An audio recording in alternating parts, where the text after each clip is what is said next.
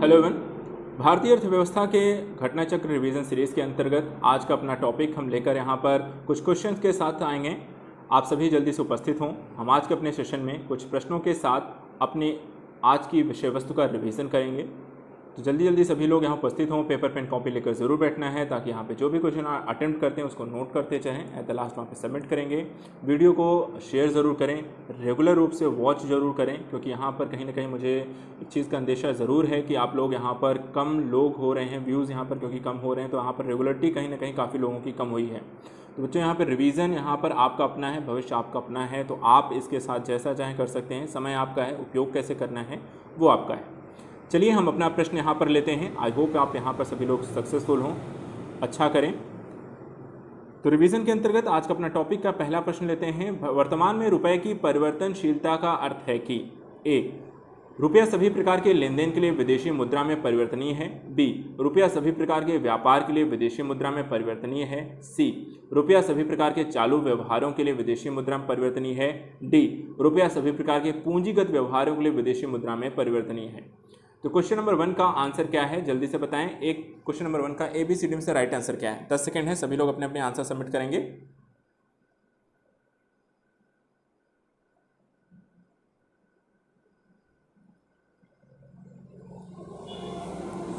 चलिए question number 1 का answer देखते हैं, सभी लोग यहाँ पर आंसर सबमिट करें।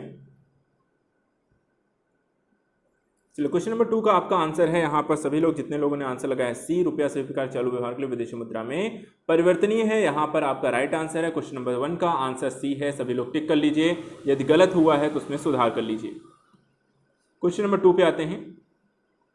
सुपर 301 संबंधित है अंतर्राष्ट्रीय संधि, परमाणु विस्फोट, मानवाधिकार, मुक्त व्यापार में अवरोध से। तो बताइए सुपर 301 किस प्रकार की संधि है, किस प्रकार का समझौता है? जल्दी से बताएं। क्वेश्चन नंबर 2 का आंसर दीजिए। ABCD में से राइट आंसर क्या है? Question number 2। चलिए चेक करिए, सभी लोग अपने आंसर का मिलान करेंगे। क्वेश्चन नंबर 2 का आंसर है आपका डी, मुक्त व्यापार में अवरोध से संबंधित है। क्वेश्चन नंबर 2 का आंसर है आपका सुपर 301 मुक्त व्यापार में अवरोध से संबंधित है। सभी लोग निशान अपना टिक कर लेंगे, सही आंसर। क्वेश्चन नंबर 3 पे आते हैं। भुगतान संतुलन में सन्निहित होता है दृश्य व्यापार, अदृश्य व्यापार, ऋण, उपरोक्त सभी।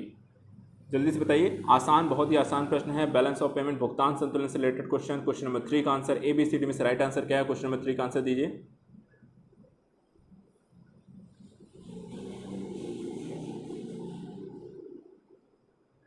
जल्दी से बताएं क्वेश्चन नंबर 3 का आंसर क्या होगा? ABCD में से राइट आंसर क्या है?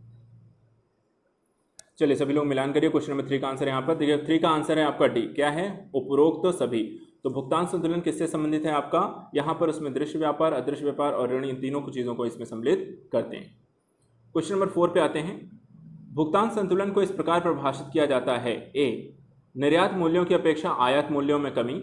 बी, फर्म की पूंजी तथा ऋणों का अंतर। सी, सरकारी बजट में चालू व्यय तथा चालू राजस्व का अंतर। डी, एक देश के निवासीगण एवं शेष विश्व के बीच आर्थिक कार्यों का पूरा ब्यौरा।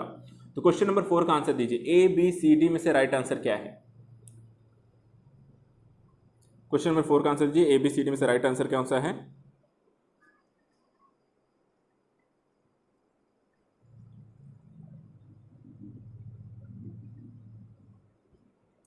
क्वेश्चन नंबर 5, क्वेश्चन नंबर 4 सभी लोग आंसर दे चुके हैं। चलिए अब यहाँ पर आंसर का मिलान करेंगे।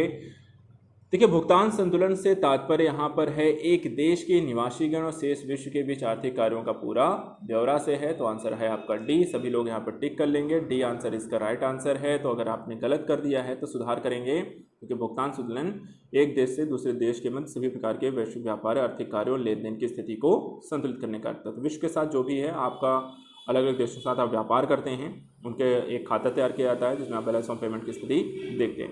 क्वेश्चन नंबर 4 का आंसर है आपका डी। क्वेश्चन नंबर 5 देखते हैं।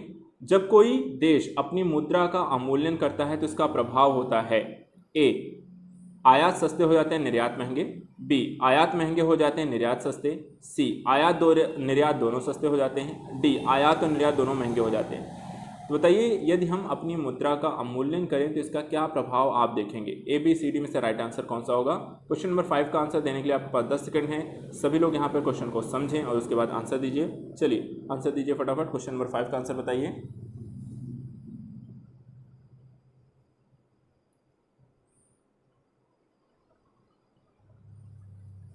चलिए मिलान करते हैं क्वेश्चन नंबर 5 का यहाँ पर आंसर। क्वेश्चन में देखिए 5 का यहाँ पे आंसर है आपका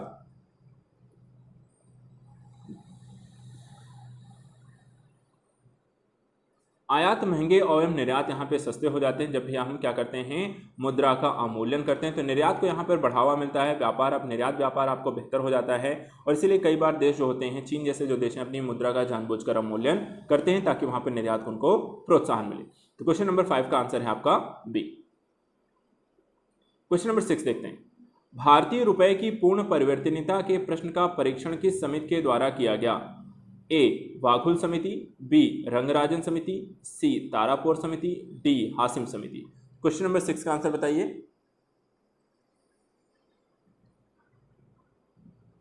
जल्दी से बताइए, आसान है ये, आसान है क्वेश्चन। जल्दी से इसका आंसर आप सभी लोग देंगे। राइट आंसर बताइए। क्वेश्चन नंबर 6 का आंसर क्या होगा। ए बी सी डी में से इसका राइट आंसर क्या है।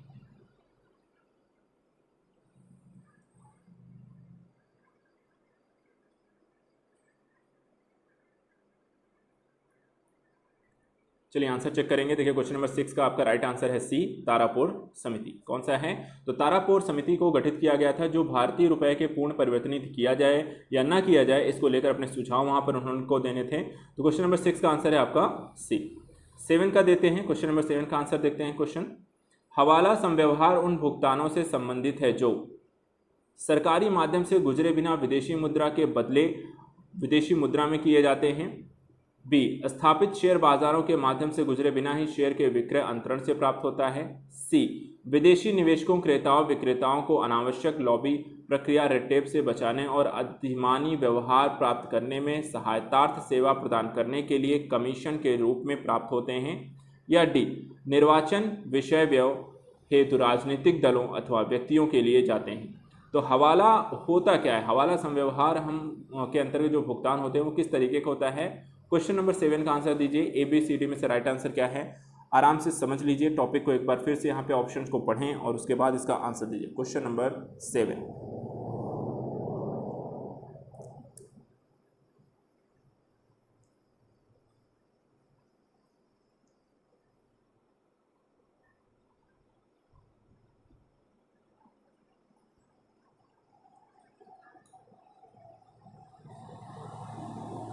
चलिए मिलान करते हैं यहाँ पर। क्वेश्चन नंबर 7 का जो आंसर है वो है ए सरकारी माध्यम से गुजरे बिना विदेशी मुद्रा के बदले यहाँ पर विदेशी मुद्रा में बाजार किए जाने को लेकर क्वेश्चन नंबर 7 का आंसर है आपका ए।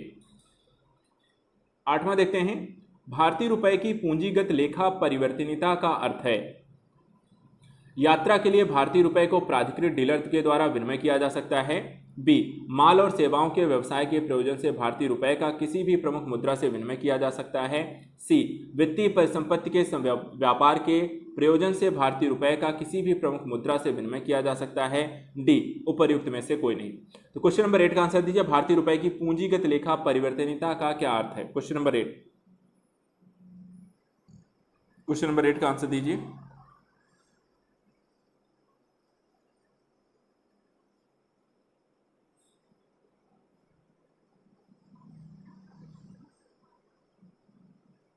चलो मिलान करेंगे। क्वेश्चन नंबर 8 का आंसर है आपका सी है, जिसमें वित्तीय परिसंपत्तियों के व्यापार प्रयोजन से भारतीय रुपए किसी भी प्रमुख मुद्रा से विनिमय किया जा सकता है। तो आंसर सभी लोग यहाँ पर टिक कर लेंगे।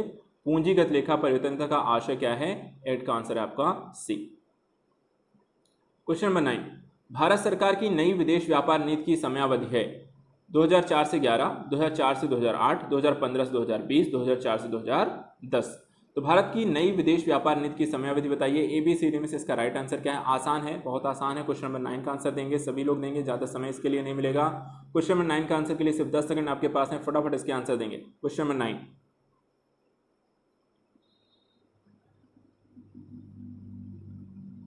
चलिए मिलान कर लीजिए। क्वेश्चन नंबर 9 का आपका आंसर है सी।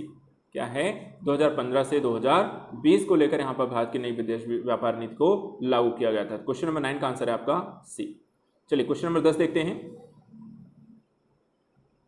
निम्नलिखित में से कौन सा कभी कभी समाचारों में दिखने वाले पद आयात आवरण का सर्वोत्तम वर्णन करता है? ए, यह किसी देश के आयात मूल्य एवं सकल घरेलू उत्पाद के अनुपात को बताता है। बी, यह किसी देश के एक वर्ष में आयात के कुल मूल्य को बताता है। सी, यह दो देशों के बीच निर्यात और आयात के मूल्यों के अनुपात को बताता है। डी, यह उन महीनों की संख्या बताता है जिन महीनों में आयात का भुगतान देश के अंतर्राष्ट्रीय रिजर्व द्वारा किया जा सकता है। तो इंपोर्ट कवर बताइए, क्वेश्चन नंबर 10 का आंसर कौन सा सही है? ए बी सी डी में से इसका राइट आंसर क्या है? 10 सेकंड है आपके पास क्वेश्चन नंबर 10 का आंसर देने के लिए। चलिए फटाफट क्वेश्चन को समझ लीजिए आराम से और उसके बाद फिर इसका आंसर दीजिए, लेकिन टाइम बहुत ज़्यादा नहीं लेना है। क्वेश्चन नंबर 10 का आंसर बताइए।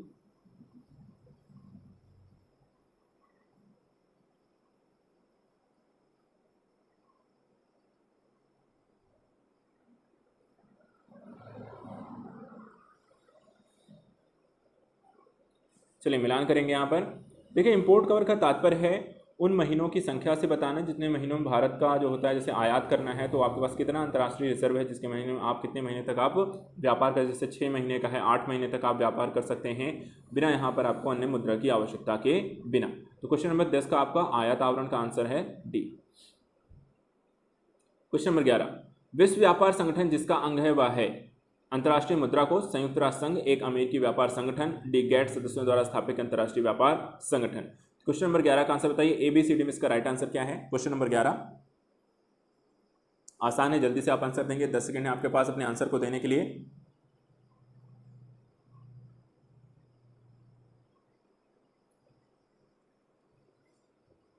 चलिए मिलान करेंगे सभी लोग। क्वेश्चन नंबर 11 का आंसर देखिए, 11 का आंसर इसमें है डी, गैट सदस्यों द्वारा स्थापित अंतर्राष्ट्रीय संगठन। तो गैट के तहत यहाँ पर विश्व व्यापार संगठन की स्थापना की गई थी।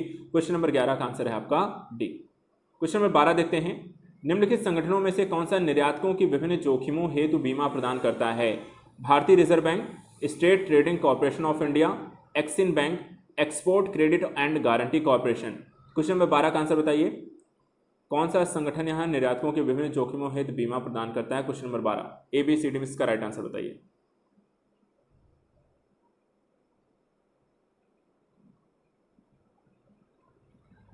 सभी लोग बताइए क्वेश्चन नंबर 12 का आंसर एबीसीडी में से राइट आंसर क्या है? चलिए मिलान कर लीजिए। 12 का आंसर है आपका D, export credit guarantee corporation जो है वो निर्यातकों के विभिन्न जोखिम हेतु यहाँ पर बीमा देता है कि कोई जहाज डूब गया, सामान यहाँ पर टूट गया है, रिसाव इत्यादि समस्या हो गई है या कहीं आपको कुछ अन्य प्रकार की समस्याएं, तो उसके लिए यहाँ पर आपको बीमा प्रदान किया जाता है export credit and guarantee corporation के द्वारा। क्वेश्चन नंबर 12 का आंसर है डी। क्वेश्चन नंबर 13, हीरे के निर्यात से भारत को काफ़ी अधिक आय होती है, इसमें निम्नलिखित में से किस कारक का योगदान है? ए, स्वाधीनता से पूर्व देश में हीरों का विशाल संचय जिससे अब निर्यात किया जा रहा है। बी, देश में औद्योगिक हीरों का प्रचुर उत्पादन। सी, विशेषज्ञों की उपलब्धि जो आयातित हीरों की कटाई पॉलिश करते हैं ताकि बाद में उनका निर्यात हो सके। डी, देश में पहले की तरह अब भी रत्न हीरों का विशाल मात्रा में उत्पादन इनका निर्यात किया जाता है। तो आसान क्वेश्चन है, क्वेश्चन नंबर 30 का आंसर दीजिए। एबीसीडी में इसका राइट आंसर क्या है? सभी को पता है भारत में हीरे को लेकर क्या स्थिति है, तो जल्दी से बताइए इसका राइट आंसर क्या है? 13 का एबीसीडी में से राइट आंसर क्वेश्चन नंबर 13।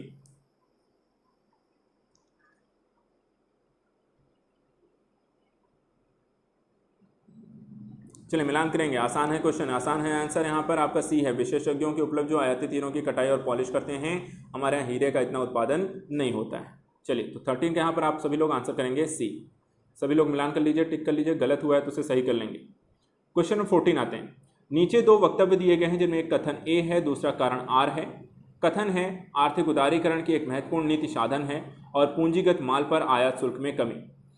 कारण, आयात शुल्क में कमी से स्थानीय उद्यमियों को विश्व बाजार का सामना करने के लिए प्रौद्योगिकी का सुधार करने में सहायता मिलेगी। ऊपर के दोनों वक्तव्यों के संदर्भ में निम्नलिखित में से कौन सा सही है? ए आर दोनों सही है, ए की सही व्याख्या आर है। ए आर दोनों सही है परंतु ए की व्याख्या आर नहीं है। सी, ए सही है परंतु आर गलत है। डी, ए गलत है परंतु आर सही है। क्वेश्चन नंबर 14 का आंसर बताइए, एबीसीडी में से राइट आंसर क्या है?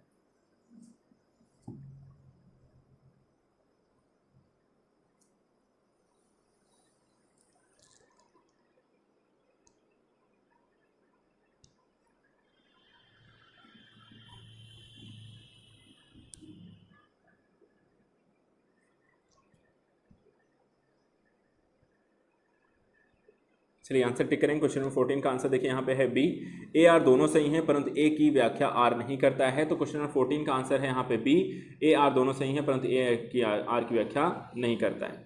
क्वेश्चन नंबर 15 देखते हैं। ट्रिप्स समझौते का अनुपालन करने के लिए भारत ने geographical indications of goods registration and protection act 1999 अधिनियमित किया। व्यापार चिन्ह, ट्रेडमार्क तथा भौगोलिक संकेतक जियोग्राफिकल इंडिकेशन के बीच निम्नलिखित अंतर है। पहला, व्यापार चिन्ह किसी व्यक्ति या कंपनी का अधिकार है जबकि भौगोलिक संकेत किसी एक समुदाय का अधिकार है। दूसरा, व्यापार चिन्ह को अनुज्ञप्त किया जा सकता है जबकि भौगोलिक संकेत को अनुज्ञप्त नहीं किया जा सकता। तीसरा, व्यापार चिन्ह उत्पादित माल के लिए समुद्देशित किया जाता है जबकि भौगोलिक संकेत केवल कृषि माल उत्पाद हस्त से समुद्देशित किया जाता है। आंसर देख लेते हैं। कथन कौन सा सही है? ए है केवल 1, बी है केवल 1 और 2, सी है केवल 2 और 3, डी है 1 2 3। तो क्वेश्चन नंबर 15 का आंसर बताइए। राइट आंसर क्या है? ए बी सी डी में इसका राइट आंसर क्या है? सभी लोग यहाँ पे आंसर दीजिए। 10 सेकंड है आपके पास अपने आंसर को सबमिट करने के लिए। क्वेश्चन नंबर 15,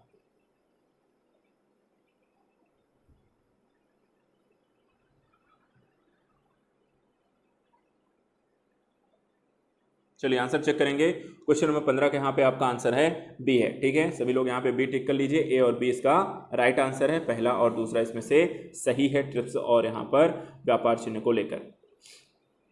चलिए 16 देखते हैं। भारत में बहुराष्ट्रीय कंपनियों को प्रोत्साहन देना, बढ़ावा देना है। ए, निजीकरण की नीति को, बी, वैश्वीकरण की नीति को, सी, उदारीकरण की नीति को, इन सभी नीतियों को। तो बहुराष्ट्रीय कंपनियों को प्रोत्साहन देने का बढ़ावा देना है। क्वेश्चन नंबर 16 का आंसर दीजिए। ए बी सी डी में इसका राइट आंसर क्या है? क्वेश्चन नंबर 16 में आंसर दीजिए जल्दी से।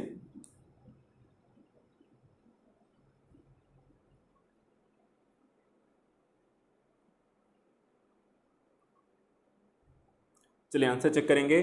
16 का आंसर है डी, सभी नीतियों में आपको एलपीजी रिफॉर्म्स लाया गया था ताकि यहाँ पे बहुराष्ट्रीय कंपनियों को यहाँ पर बढ़ावा दिया जा सके, जिसमें निजीकरण, वैश्वीकरण, उदारीकरण को सम्मिलित किया गया। क्वेश्चन नंबर 16 का आंसर है आपका डी। 17 क्वेश्चन नंबर 17 देखते हैं। हाल ही के वर्षों में भारत को अधिक विदेशी पूंजी आकर्षित करने में सफलता मिली है। जीवन बीमा व्यवसाय में, बैंकिंग क्षेत्र में, ऑटोमोबाइल्स में, फिल्म निर्माण में, मेडिकल पर्यटन में। नीचे दिए गए कूट में से सही उत्तर का चयन कीजिए। ए है 1 2 3, बी है 1 3 4, सी है 2 3 4 और डी है 2 3 4 5। क्वेश्चन नंबर 17 का आंसर दीजिए। ए बी सी डी में इसका राइट आंसर क्या है? 10 सेकेंड है, सभी लोग यहाँ पर अपने आंसर को सबमिट कीजिए। क्वेश्चन नंबर 17 का आंसर बताइए।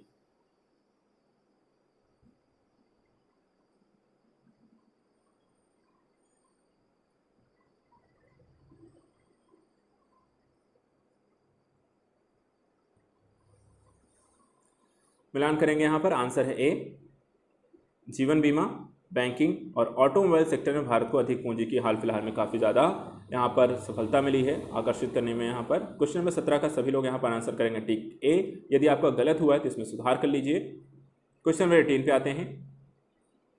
सहभागिता नोट, पार्टिसिपेटरी नोट्स निम्नलिखित में से किस एक से संबंधित है?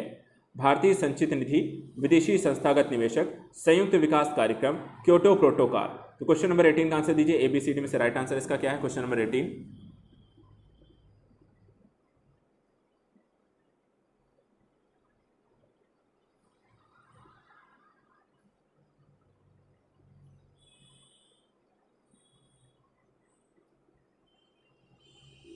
चलिए मिलान करते हैं आंसर। ये आंसर है आपका बी, विदेशी संस्थागत निवेश। सहभागिता नोट कौन होता है? जो आपके FII, ठीक है, विदेशी संस्थागत निवेशक होते हैं, वो आपको पार्टिसिपेटरी नोट्स के माध्यम से भारत के शेयर मार्केट में यहाँ पर निवेश करते हैं। तो 17 का आंसर है आपका, 18 का आंसर है आपका बी।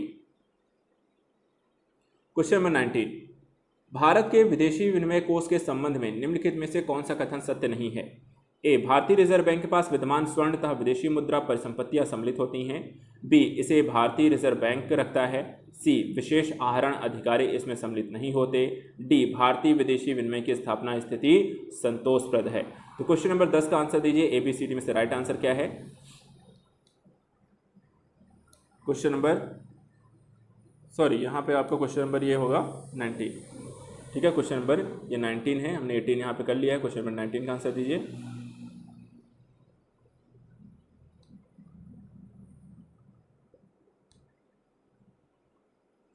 चलिए 19 के यहाँ पे मिलान करेंगे। 19 का आंसर है आपका सी, विशेष आहरण अधिकारी इसमें सम्मिलित नहीं होते हैं। क्वेश्चन नंबर 19 का सभी लोग मिलान करेंगे, आंसर है सी। क्वेश्चन नंबर 20 देखते हैं। भारत की विदेशी मुद्रा आरक्षित निधि में निम्नलिखित में कौन सा एक मखसूस मद समूह सम्मिलित है? ए है विदेशी मुद्रा परिसंपत्ति, विशेष आहरण अधिकार, विदेशों से ऋण। बी है विदेशी मुद्रा परिसंपत्ति, भारतीय रिजर्व बैंक द्वारा धारित स्वर्ण, विशेष आहरण अधिकार। सी है विदेश मुद्रा परिसंपत्ति, विश्व बैंक से ऋण, विशेष आहरण अधिकार। और डी है विदेशी मुद्रा परिसंपत्ति, भारतीय रिजर्व बैंक द्वारा धारित स्वर्ण और विश्व बैंक से ऋण। क्वेश्चन नंबर 20 को बताइए, विदेशी मुद्रा आरक्षित निधि में से क्या क्या चीजें सम्मिलित होती हैं? ए बी सी डी में से इसका राइट आंसर क्या है?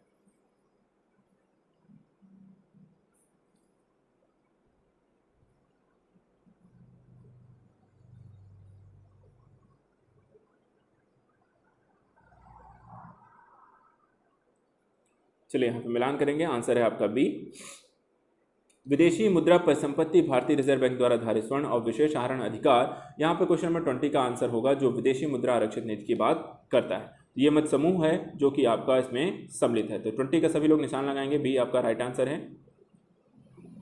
क्वेश्चन नंबर 21, निम्नलिखित में से कौन से पूंजीगत लेखा की रचना है? विदेशी ऋण, प्रत्यक्ष विदेशी निवेश, निजी प्रेषित धन, पोर्टफोलियो निवेश। तो नीचे दिए कूट का प्रयोग कर सही उत्तर को चुनिए। केवल ए है 1 2 3, बी है 2 3 4, सी है 2 3 4 और डी है 1 3 4। तो क्वेश्चन नंबर 21 का आंसर दीजिए। 21 का आंसर दीजिए। क्वेश्चन नंबर 21 का राइट आंसर इसमें से क्या है?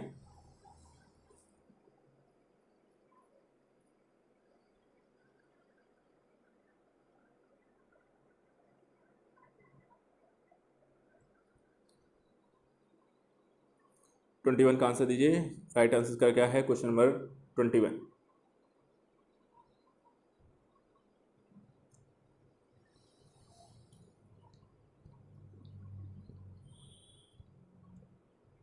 चलिए मिलान करेंगे सभी लोग। आंसर का मिलान कर लीजिए। यहाँ पे आंसर है सी, केवल 2 3 4।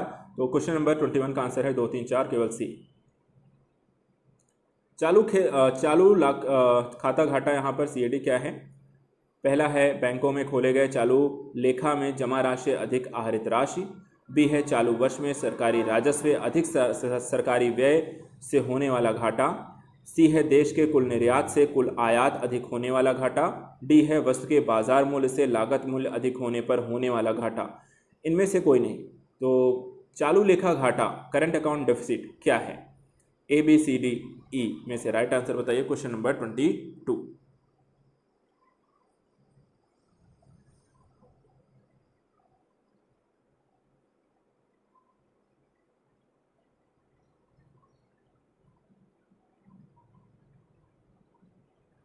मिलान करेंगे सभी लोग। क्वेश्चन नंबर 22 का आपका आंसर है आपका सी है, देश के कुल निर्यात से कुल आयात को हटा देने के पश्चात आपका चालू लेखा घाटा यहाँ पे प्राप्त हो जाएगा। तो क्वेश्चन नंबर 22 का सभी लोग आंसर करेंगे सी। क्वेश्चन नंबर 23, सूची एक अंतर्राष्ट्रीय वित्त कर्जों और दूसरा है कर्जों के प्रमुख प्रकार व प्रयोजन के साथ सुमेल कीजिए और सूची के नीचे दिए कूट का प्रयोग करते हुए सही उत्तर का चयन कीजिए। सूची 1 में है IBRD, अंतर्राष्ट्रीय वित्त संघ, अंतर्राष्ट्रीय वित्त निगम, IMF। सूची 2 है आधारिक संरचना का निर्माण, सुलभ कर्ज पटल, निजी उद्यमों को उधार, अदायगी शेष का घाटा। कूट देख लेते हैं। पहला है 2 1 3 4, बी है 1 2 4 3, सी है 1 2 3 4, डी है 2 1 4 3। तो क्वेश्चन नंबर 23 का आंसर बताइए। ABCD में से कौन सा राइट आंसर है? सूचियों का मिलान करें, उसके बाद सही ऑप्शन का यहाँ पर आंसर अपना सबमिट कीजिए। Question number 23।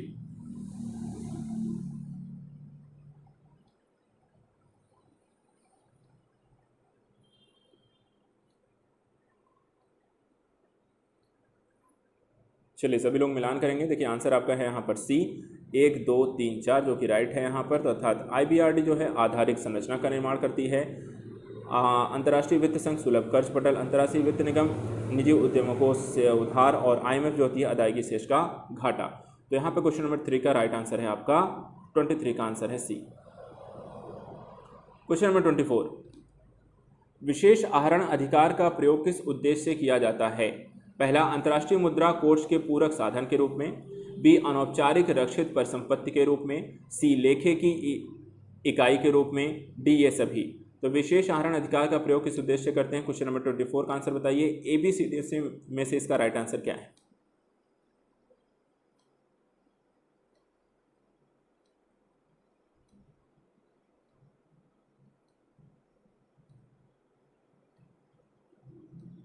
चलिए मिलान करते हैं। क्वेश्चन नंबर यहाँ पर 24 का आंसर, 24 का आंसर है आपका डी, ये सभी। ठीक है, तो विशेष आहरण अधिकार अंतर्राष्ट्रीय मुद्रा कोष के पूरक के साधन अनौपचारिक रक्षित परिसंपत्ति के लेखे की एक इकाई के रूप में है। तो क्वेश्चन नंबर 24 का आंसर है आपका डी। क्वेश्चन नंबर 25 देखते हैं। IBRD के लिए कौन सा कथन सत्य है? पहला, यह भुगतान संतुलन के असाम्य को दूर करने के लिए ऋण देता है। बी, यह आर्थिक विकास को प्रोत्साहित करने के लिए ऋण देता है। सी, उपर्युक्त दोनों सत्य हैं। डी, उपर्युक्त दोनों असत्य हैं। क्वेश्चन नंबर 25 का ABCD में से राइट आंसर क्या है?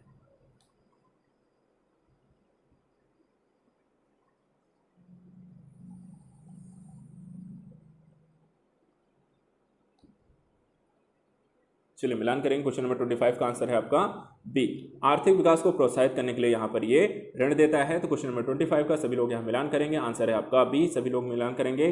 गलत हुआ है तो उसे सुधार करेंगे।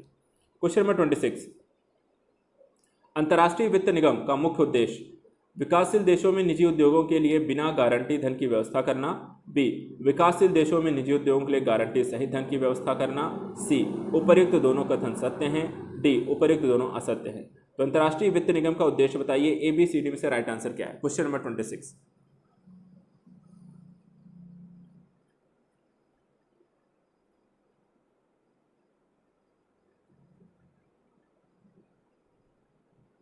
चलिए मिलान करते हैं। क्वेश्चन नंबर 26 का आंसर, क्योंकि 26 का आपका आंसर है यहाँ पर ए है, विकासशील देशों में निजी उद्योगों के लिए बिना गारंटी धन की व्यवस्था करने का काम किसका है?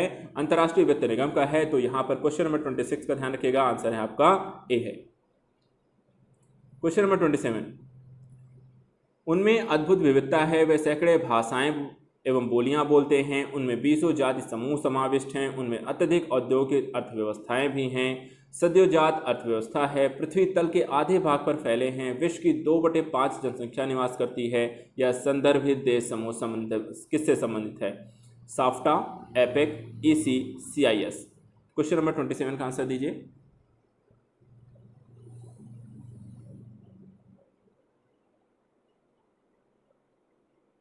जल्दी बताएं, क्वेश्चन नंबर 27 का आंसर कौन सा है? ABCD में से राइट आंसर।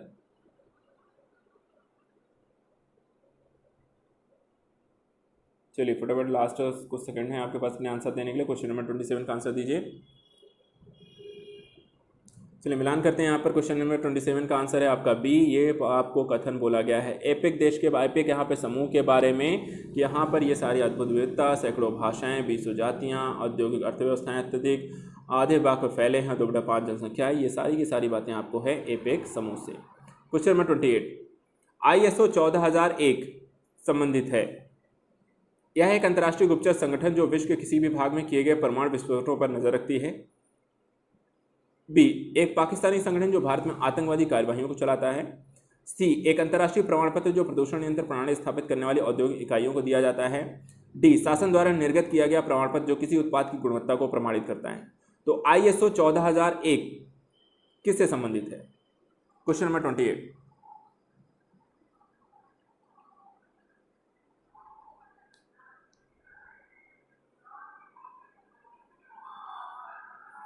चलिए मिलान कर लीजिए। यहाँ पे कोई ISO 14001 है आपका सी, एक अंतर्राष्ट्रीय प्रमाण पत्र जो प्रदूषण नियंत्रण प्रणाली को स्थापित करने वाली औद्योगिक इकाइयों को दिया जाता है। तो 28 का आंसर सभी लोग टिक करिए, सी आंसर इसका राइट आंसर है। चलिए क्वेश्चन नंबर 29 पे आते हैं। निम्नलिखित देशों में कौन आसियान का सदस्य नहीं है? Bharat, Indonesia, Malaysia, Singapore. Question number 29,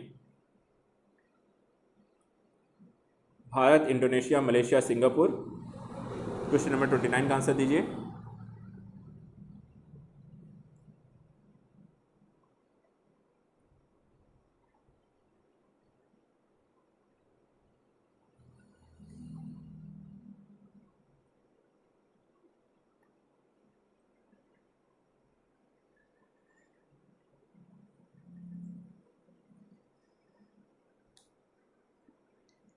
चलिए मिलान करेंगे। यहाँ पे आंसर है आपका ए, भारत। यहाँ पर इंडोनेशिया, मलेशिया, सिंगापुर आसियान के सदस्य देश हैं, भारत इसका सदस्य नहीं है। क्वेश्चन नंबर 30, G15 संबंधित है विश्व के विकसित देशों का संगठन, यूरोप के विकसित देशों का संगठन, एशिया के विकासशील देशों का संगठन, विश्व के विकासशील देशों का संगठन। तो क्वेश्चन नंबर 30 का आंसर बताइए। G15 क्या है? G15 क्या है? क्वेश्चन नंबर 13 का आंसर ABCD में से इसका राइट आंसर क्या है?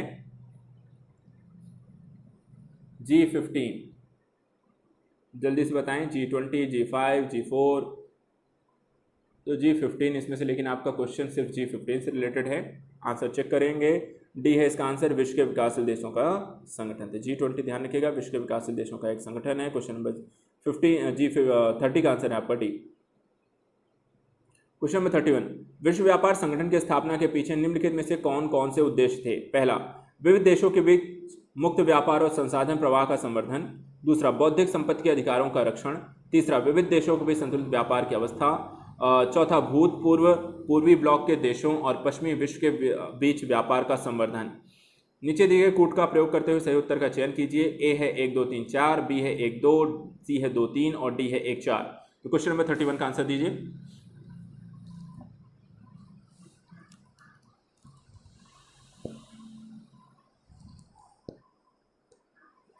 क्वेश्चन नंबर 31 ABCD में इसका राइट आंसर क्या है?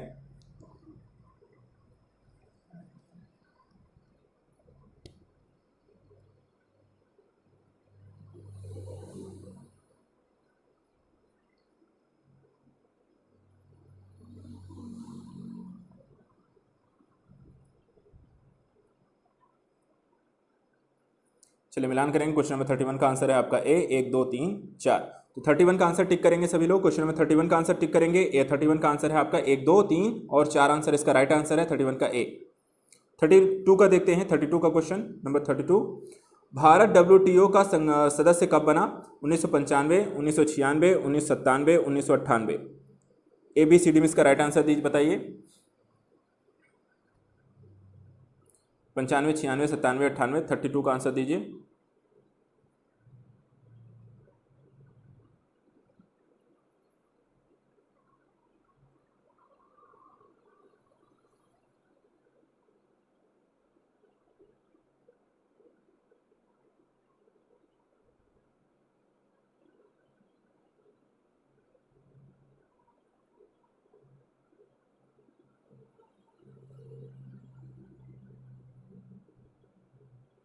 चलिए आंसर चेक करेंगे। क्वेश्चन नंबर 32 का आंसर यहाँ पर है आपका ए 1995 में भारत यहाँ पे WTO का सदस्य बन गया। आंसर है आपका ए। क्वेश्चन नंबर 33, विशिष्ट रक्षोपाय क्रियाविधि स्पेशल सेफगार्ड मैकेनिज्म मुहावरा निम्नलिखित में से किस एक के कार्यों के संदर्भ में समाचारों में प्रायः चर्चा में आता रहता है? ए संयुक्त राष्ट्र पर्यावरण कार्यक्रम, बी विश्व व्यापार संगठन, सी आसियान दक्षिण पूर्व एशियाई राष्ट्रों का संघ, डी G20 शिखर सम्मेलन। तो क्वेश्चन नंबर 33 का आंसर बताइए, विशिष्ट रक्षोपाय क्रियाविधि मुहावरा किससे संबंधित है? 33 का आंसर ABCD में से राइट आंसर क्या है?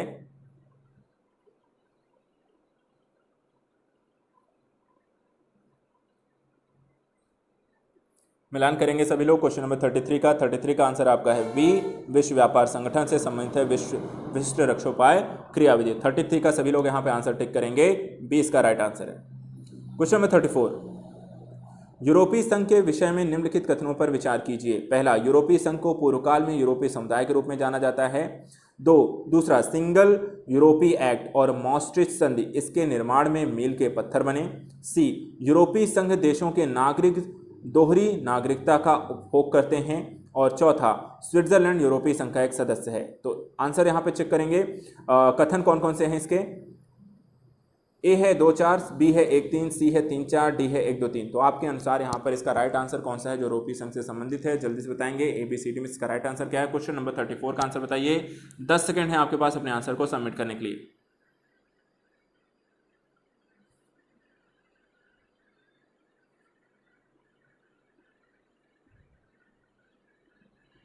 मिलान करिए सभी लोग। क्वेश्चन नंबर 34 का आंसर यहाँ पर मिलान करेंगे। यहाँ पर आंसर है डी 1 2 और 3। यहाँ पर ये तीनों ही आपके पहले सही हैं। तो 34 का आंसर सभी लोग मिलान कर लीजिए, डी इसका राइट आंसर है। क्वेश्चन नंबर 35, कभी कभी समाचारों में दिखने वाले IFC मसाला बॉन्ड के संदर्भ में निम्नलिखित कथनों में से कौन सा सही है? पहला, अंतर्राष्ट्रीय वित्त निगम जो इन बॉन्डों को प्रस्तावित करता है विश्व बैंक की एक शाखा है। दूसरा, यह रुपया अंकित मूल्य वाले बॉन्ड और सार्वजनिक एवं निजी क्षेत्रों के ऋण वित्तीयन के स्रोत होते हैं। नीचे दिए कूट का सही उत्तर का चयन कीजिए। पहला केवल 1, दूसरा केवल 2, सी है 1 और 2 और डी है ना तो 1 और ना ही 2। तो कौन सा सही है? क्वेश्चन नंबर 35 का आंसर दीजिए। ABCD में से इसका राइट आंसर क्या है? जल्दी से बताइए। मसाला बॉन्ड जो होते हैं वो क्या होते हैं?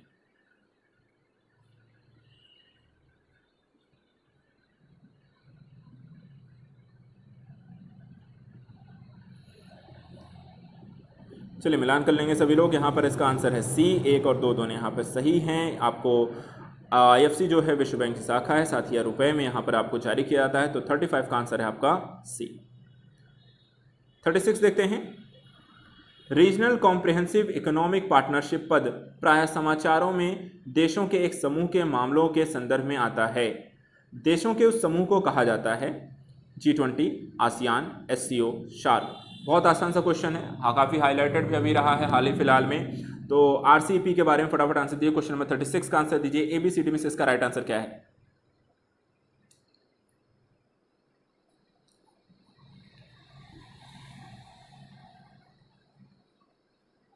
चलिए मिलान करेंगे। यहाँ पर आपका आंसर है आपका बी आंसर इसका राइट आंसर है। किससे संबंधित है? आसियान संबंधित है। यहाँ पर रीजनल कॉम्प्रिहेंसिव इकोनॉमिक पार्टनरशिप, जिसमें भारत हाल ही में अलग हो गया था, यहाँ पर इसमें सम्मिलित नहीं हुआ।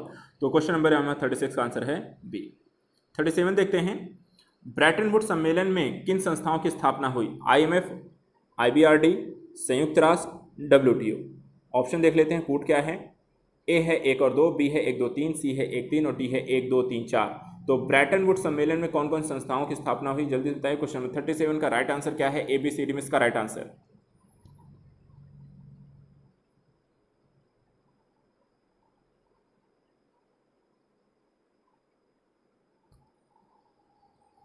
चलिए मिलान करेंगे। यहाँ पर इसका आंसर है आपका ए।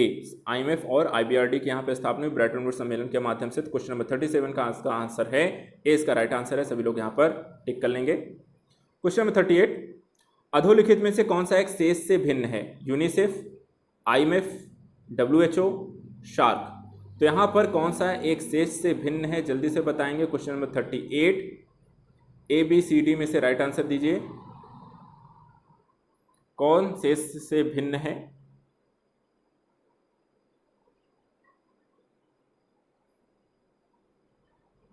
मिलान करेंगे। यहाँ पर देखिए शार्क जो होता है, यहाँ पर देखा जाए तो क्या है आपका यहाँ पर एक क्षेत्रीय संगठन है, बाकी सभी आपको एक अंतर्राष्ट्रीय संगठन है, वैश्विक संगठन है। तो क्वेश्चन नंबर 38 का आंसर है आपका डी। Question number 39। निम्नलिखित समझौतों पर विचार कीजिए। पहला है भारत श्रीलंका मुक्त व्यापार समझौता, दूसरा है दक्षिण एशिया मुक्त व्यापार समझौता, तीसरा भारत सिंगापुर के बीच व्यापार आर्थिक सहयोग समझौता, चौथा दक्षिण एशिया अधिमान व्यापार व्यवस्था। उपर्युक्त समझौतों का सही कालानुक्रम निम्नलिखित में से कौन सा है? ए है 1 3 2 4, बी है 4 1 2 3, सी है 2 1 4 3, डी है 1 2 3 4। तो क्वेश्चन नंबर 39 का आंसर बताइए।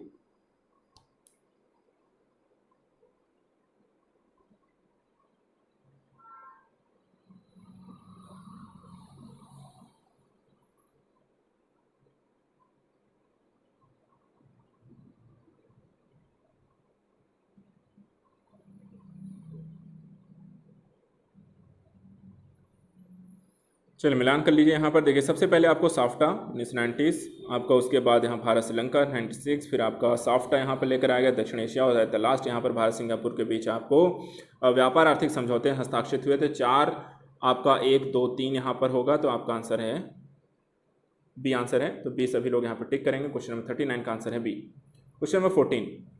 OPEC organization of the petroleum exporting countries का निम्नलिखित किस एक पर विशेष बल है? ए पेट्रोलियम का उत्पादन, बी पेट्रोलियम कीमतों पर नियंत्रण, सी ए और बी दोनों, डी उपरोक्त में से कोई नहीं। क्वेश्चन नंबर 40 का आंसर बताइए कौन सा इसका राइट आंसर है। आसान प्रश्न है, बहुत जल्दी यहाँ पर आप आंसर देंगे, मुझे पता है। फटाफट सभी लोग इसका आंसर सबमिट करेंगे। क्वेश्चन नंबर 40 के बारे में बताइए कि इसका राइट आंसर क्या है। 5 सेकंड है आपके पास यहाँ पर इसके आंसर देने के लिए। Question number 40।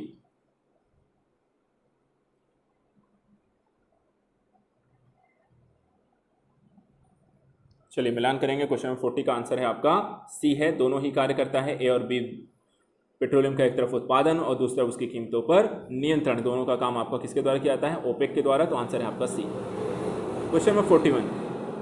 अंतर्राष्ट्रीय श्रम संगठन के 138वें एवं 182वें अभिसमय किससे संबंधित हैं? बाल श्रम, दूसरा कृषि के तरीकों का वैश्विक जलवायु परिवर्तन से अनुकूल, सी खाद्य कीमतों एवं खाद्य सुरक्षा का विनियमन, डी कार्यस्थल पर लिंग समानता। तो जल्दी से बताइए अंतर्राष्ट्रीय श्रम संगठन के 138 और 182वें अभिसमय किससे संबंधित है? क्वेश्चन नंबर 41 का आंसर बताइए।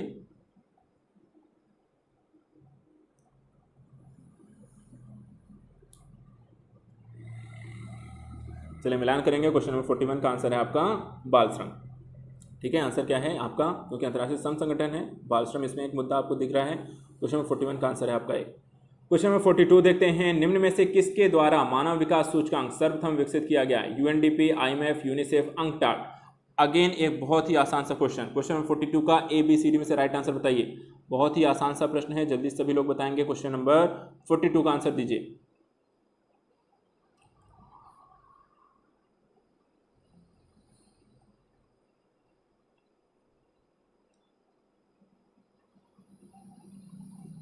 चलिए मिलान करेंगे। क्वेश्चन नंबर 42 का आंसर है आपका ए है, यूएनडीपी के द्वारा। किसने जारी किया था? 1990 के दशक में आपका SDI जारी किया गया, जो कि आपको यूएनडीपी के द्वारा किया गया। 40 बार। क्वेश्चन नंबर 42 का आंसर है आपका ए। चलिए अंतिम प्रश्न आज का लेते हैं। भारत में माल के भौगोलिक संकेत अधिनियम 1999 को निम्नलिखित में से किससे संबद्ध दायित्वों के अनुपालन के लिए लागू किया जाता है?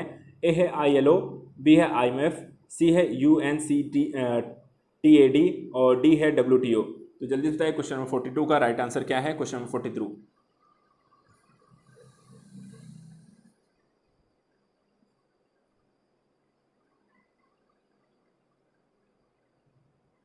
चलिए मिलान कर लीजिए। यहाँ पर आपका आंसर है डी, WTO। ठीक है, क्वेश्चन नंबर 43 का आंसर है भौगोलिक संकेत अधिनियम 1995 संबंधित आपका WTO से। 43 का आपका राइट आंसर है डी।